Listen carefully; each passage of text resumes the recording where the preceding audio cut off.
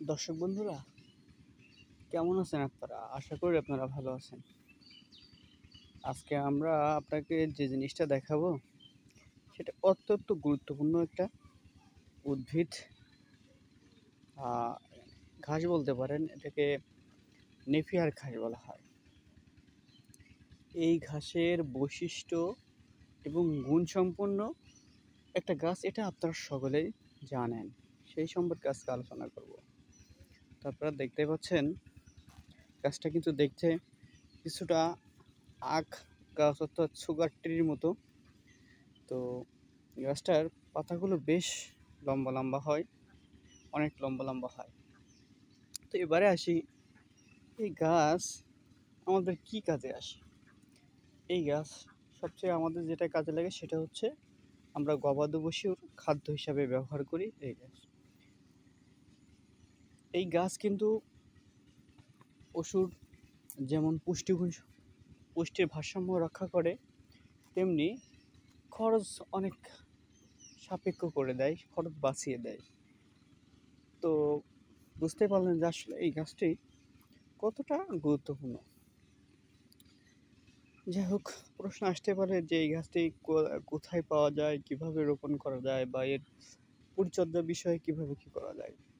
আমরা একে একে সবগুলো প্রশ্নের উত্তর আমরা আজকে আপনাকে দিব। তো প্রথমে বলি, আপনারা দেখছেন এই গাছটার যে ডগা, এখানে যে দেখতে পাচ্ছেন গাছের ডগা, এখানে পরিপক্ক গাছের ডগা প্রথমে মাটি তৈরি করে ওখানে কিছুটা 1 ইঞ্চি মতো ডাবিয়ে দিয়ে রাখা হয়। পরবর্তীতে ওখানে শিকড় জন্মায়, গাছ তৈরি হয়। তো বন্ধুরা বলে রাখি, এই গাছ তৈরি হওয়া থেকে শুরু করে শেষ পর্যন্ত প্রত্যেকটা বিষয়ে কিন্তু পানি আবশ্যক। পানি না থাকলে এই গাছটি মারা যায়। তো যাই হোক, যেখানে দেখবেন আপনারা পানির বেশি জায়গা আছে, ঠিক অমন জায়গাতে আপনারা এটা রাখার চেষ্টা করবেন। তো প্রথমে এই রোপণের 5 থেকে 7 দিনের মধ্যে একবার সেচ দেওয়া উত্তম। কিছুটা পরিমাণ, সেটা অনেক বেশি না, আবার অনেক কম না, মোটামুটি স্যাঁতসেঁতে হলে চলবে। তারপর থেকে এই গাছটি সংগ্রহ করা যায় 1 থেকে 1.5 মাস পর থেকে। 1.5 মাস পর থেকে আপনারা গাছের 7 ইঞ্চি বা 8 ইঞ্চি এরকম রেখে যখন কেটে নিয়ে গরুকে খাওয়াই দেবেন, পরবর্তীতে ওখান থেকে আবার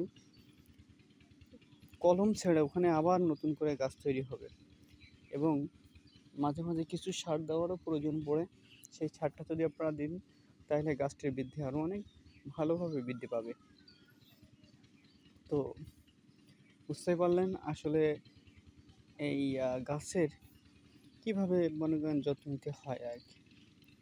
তো প্রায় আপনারা যারা বা এই ঘাস চাষ করে থাকেন তারা অবশ্যই জানবেন, মোটামুটি একবার ঘাস লাগায় সেই গাছ থেকে প্রায় 1 বছরের মতন এখান থেকে কিন্তু এই ফসল ফলন পাওয়া সম্ভব। এতে কিন্তু আমাদের যে প্রাকৃতিক যে ঘাসের চাহিদা, সেটা অনেকাংশেই কমে যায় আর কি। তো আপনারা দেখতেই পাচ্ছেন, এই গাছটা আপনাদের আরেকটু ভালো করে দেখায়।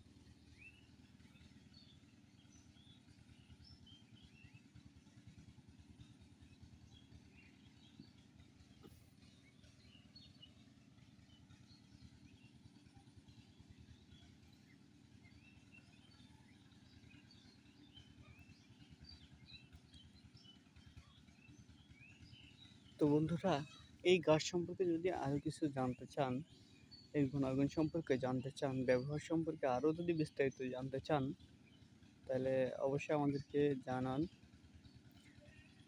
আজকের মতো এ পর্যন্ত। সবাই ভালো থাকবেন, সুস্থ থাকবেন। দেখা হবে এরকম পরবর্তীতে কোনো ব্লগ বা এন্টারটেনমেন্টে।